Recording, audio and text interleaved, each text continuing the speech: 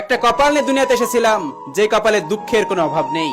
জীবনে সবকিছুর অভাব হলেও একমাত্র কষ্টের কোনো অভাব হয় না।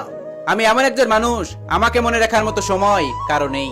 হয়তো আমি প্রকাশ করি না, কিন্তু খারাপ আমারও লাগে, এটা বোঝার মতো কেউ নেই। আমার কোনো কষ্ট নেই, কারণ আমি সব কষ্ট হেসে উড়িয়ে দেই।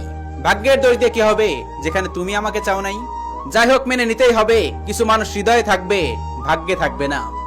সুন্দর হওয়ার চেয়ে ভদ্র হওয়াটা বেশি জরুরি, কেননা সৌন্দর্য আল্লাহর দান আর ভদ্রতা নিজের অর্জন।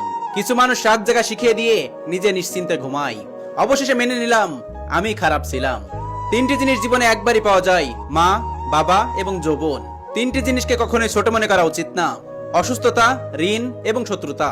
তিনটি জিনিস বের হওয়ার পর আর ফিরে আসে না। বন্দুকের গুলি, মুখ থেকে বের হওয়া কথা এবং রূহ।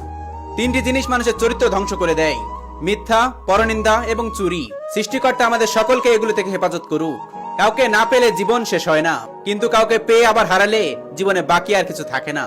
জীবনে সবকিছু শিখলাম, কিন্তু স্বার্থপর হওয়াটা আজও শিখতে পারলাম না। আমার ভাগ্যে কি হবে তা নিয়ে চিন্তা করি না, আল্লাহর উপর ছেড়ে দিয়েছি।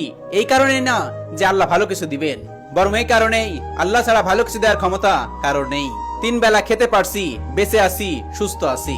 চলুন একবার বলি আলহামদুলিল্লাহ। তুমি কেন এত ব্যস্ত জানো? কারণ আমি তোমাকে গুরুত্ব বেশি দিই। 3টা জিনিস মানুষ হারিয়ে পস্তায়, প্রথমত সময়, দ্বিতীয়ত মানুষ, আর তৃতীয়ত সম্পর্ক। ফ্যামিলি ফ্যামিলি ফ্যামিলি, সবকিছু শেষ করে দেয় এই ফ্যামিলি। জীবনের অর্ধেকটা সময় পার করে দিয়েছি শুধুমাত্র স্বপ্ন দেখতে দেখতে, আর বাকি অর্ধেক সময় কাটাচ্ছি ধৈর্য ধরে। ভাগ্যের দড়িতে কি হবে যেখানে আপন মানুষগুলোই বোঝে না? এই পৃথিবীতে মানুষকে হত্যা করার অপরাধে যত মানুষ শাস্তি পেয়েছে, তার চেয়ে বেশি শাস্তি পেয়েছে মানুষকে ভালোবাসার অপরাধে। পরিস্থিতি খারাপ হলে বোঝা যায় কার কাছে কতটা গুরুত্বপূর্ণ। জীবনে 3টা ভুল কখনোই করতে নেই। নাম্বার 1, কারো কাছে কখনোই ভালোবাসা ভিক্ষা চাইতে নেই। ভিক্ষায় চাওয়া ভালোবাসা জীবনকে কখনোই শুভঙ্কর করে তুলতে পারে না।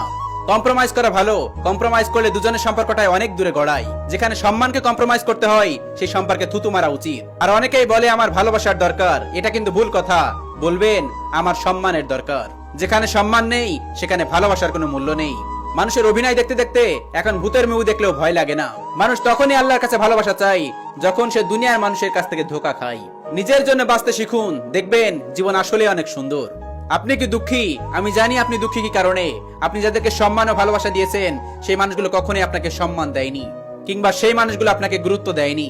আপনি তাদেরকে আপন মনে করেন, আপনি বেঁচে আছেন বা মরে গেছেন সেটা তারা পরোয়া করে না।